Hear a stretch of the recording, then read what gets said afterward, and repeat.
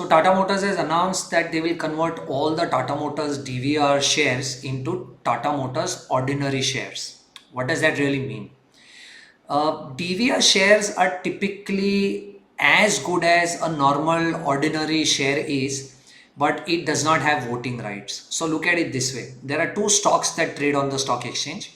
One is Tata Motors ordinary share and one is Tata Motors DVR. Ideally, there is no difference between both of these. The only difference is that the Tata Motors DVR does not have voting rights. So what Tata is now saying is that we will convert all the Tata Motors shareholders, DVR shareholders into Tata Motors shareholders. First things first, why would a company actually come out with DVRs? So typically what happens is any company that wants to raise money, right, is also scared that if they end up diluting a lot of their own equity, they will face problems over a period of time and they will not be able to retain control over the company. So DVR is a way in which you raise money from the market, give DVR shares to whoever's investing in your company, but they don't have the voting rights and hence they cannot create a lot of trouble for the promoters or the owners of the company. This is one very specific reason why globally DVR shares are typically issued. Now, because DVR shares don't really have voting rights, they have another advantage where globally dividends on the DVRs are slightly more than the ordinary shares. So let's say if the Tata Motors ordinary share pays a 5 rupee of dividend, then the Tata Motor DVR will typically pay a 6 rupees of dividend. And because DVRs typically pay a higher dividend, globally DVRs of various stocks trade at par or probably even premium to the ordinary share price. So if let's say if the ordinary share price is 100 rupees, then you will typically see a DVR trading at 103, 4 even at a premium, or in the worst case slightly discount at let's say a 98, 99.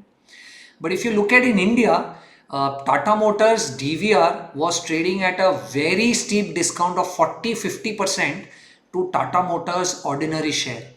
So as of yesterday's closing, Tata Motors ordinary share was trading at 639 rupees, whereas the DVR was trading at 373 rupees, which is a steep 40-41% discount over the ordinary share. Now, the only reason that you can really attribute to why Tata Motors DVR were trading at such steep discounts are two, in my opinion. First, because they don't have voting rights, one. And second, very importantly, is that the advantage that the DVR has of higher dividends was not applicable here because Tata Motors so far was loss making and it has just started making profits now. And hence we saw that the Tata Motors DVR was trading at a 40-50% discount to the ordinary price. But what has the management made a commentary yesterday? They've said that for every 10 Tata Motors DVR that you hold, you will receive 7 Tata Motor shares. Now this is a big positive for Tata Motor DVR holders because you do basic math and you will know that at 639 rupees of current Tata Motor ordinary share price, this is a big advantage to the DVR holders where the current price is 373. Why? So if I hold 10 DVRs, which means 373 into 10, I would have invested 3,730 rupees. I would get 7 shares of Tata Motors. 639 into 7, which is 4,473, which means if I've made an investment of 3730 in Tata Motors DVR, they are going to give me 4,473 rupees of Tata Motors shares, which is a 20% profit. So this is a brilliant arbitrage opportunity as of yesterday, where had you had 10 shares of Tata Motors DVR, then you would have got 7 shares of Tata Motors ordinary stock, which is a 20% profit and a no-brainer arbitrage opportunity. Of course, which is exactly why you saw Tata Motors DVR open at a 14-15% high today when the markets opened. To sum it up, Look, this is not a given. The first thing that is now going to happen is that there is going to be a shareholder voting that will take place, whether everybody is comfortable with doing something like this. And the shareholders give an approval, this is going to take 12 to 14 months for this to happen.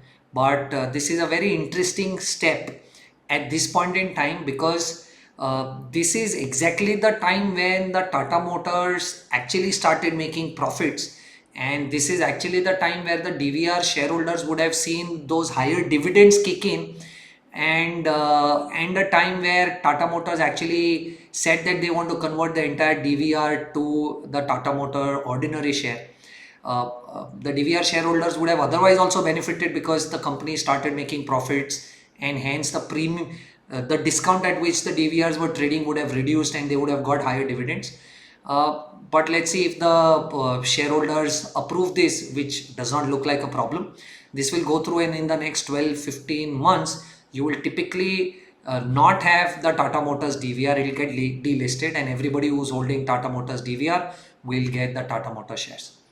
Hope you've understood what has happened in this case, and if you think this was good, please share it with somebody who will benefit. Thank you so much.